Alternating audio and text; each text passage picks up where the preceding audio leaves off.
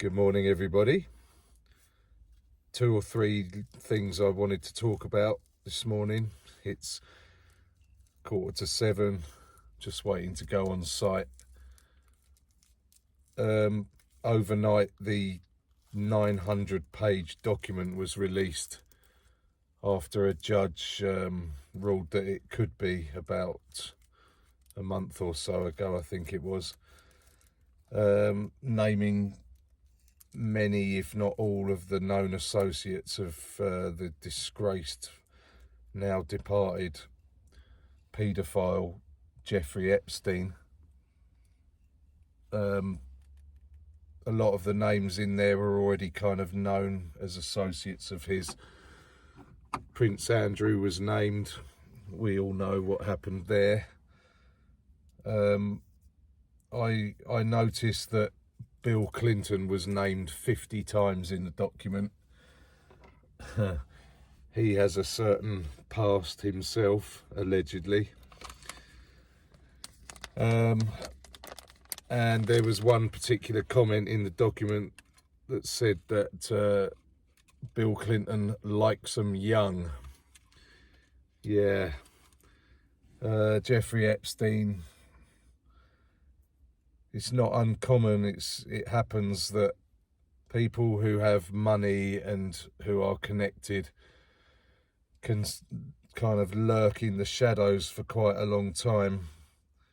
Over the sort of past decade, the net has been closing in on these people a little bit, but you can imagine that people who have money, power and influence like Jeffrey Epstein, some of them who are and have been involved in wrongdoing, probably feeling a little bit twitchy more recently, but it doesn't look like there's going to be any kind of further prosecutions with regard to this document.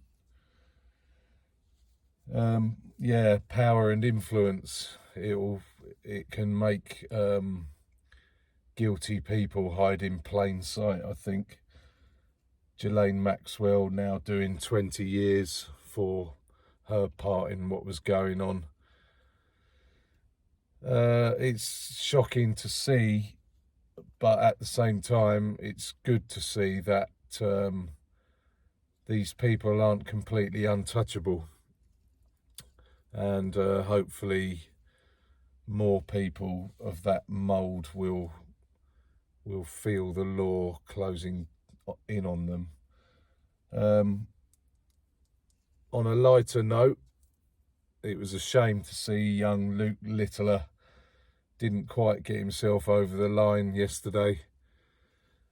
I didn't see the game, it was pay-per-view, but I want to thank Charlotte for keeping me up to date on what was going on.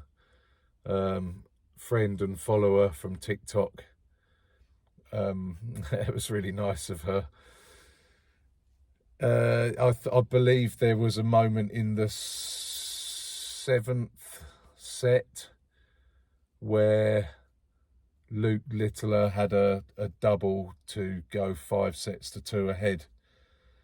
He missed that double, and I think pretty much from there, Luke Humphries took over, and he's being lauded this morning as a great champion, and it seems that he's worked really hard to get to where he is now. He's won 4 of the last 5 majors, I think that's right. I'm not really a massive darts fan, but he's gone into overdrive, so a worthy winner.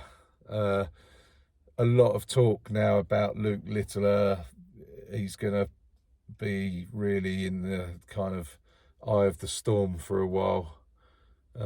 He seems like he'd be able to handle that, but the old cliche comes rolling out, he needs a good bunch of people around him. Well, I know how that feels, and it works for me, so thank you all for that. It's a funny thing, actually. I saw a photo of Luke Littler a few days ago, and he's 16 years old. He looks about 30 fucking 5. So interesting. I wouldn't like to be him coming off a rib at a beach in Calais, in Dover, say. If he was going to try and claim to be 16 years old, I think even he might have a problem with that. There's been well documented cases of asylum seekers presenting themselves as underage children. Some of it's ridiculous. Yeah, so Luke Littler, he definitely wouldn't be able to pull that one off. As good as he is at darts, he could easily pass for 30 years old. I don't suppose he has any problems with needing ID to get into nightclubs or anything like that. And finally, there was the start of the new series of Traitors, or Traitors, I think, last night. I watched the first series as I came towards release from prison, and it was pretty riveting stuff, actually. I'm not sure exactly what it says about human nature, but it is only a game on TV, I suppose. But I think to an extent it can mirror real life quite alarmingly. People get duped all the time, and people who on the face of it appear to be your friend, quite often in life we find out at some point down the line that they're anything but. So I'm going to try and watch part 2 of that. I'm not sure when it's on. It may well be tonight, and keep up to speed on what's going on. It's a pretty good show. I remember I looked forward to it every day on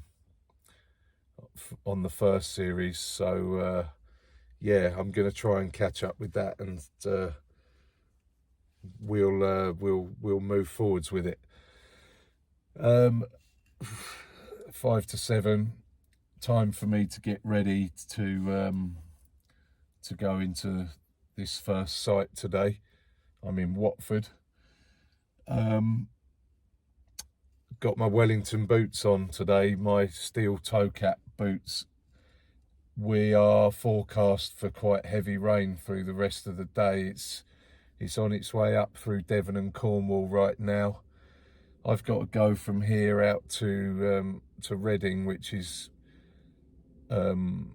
one of the areas that's going to be, I believe, quite strongly affected by the rain that's coming. So it's going to be one of those days today. Welly boots. I'll end up probably wet through by the time I finish the last job, and yeah, ready to go home and put something dry on. Probably, as is fairly typical for me, I'll take a detour and go to the gym. I think I've got some dry clothes on the back seat, so we'll see what happens. Happy Thursday, everybody. Have a great day, and we'll speak again soon. Take care.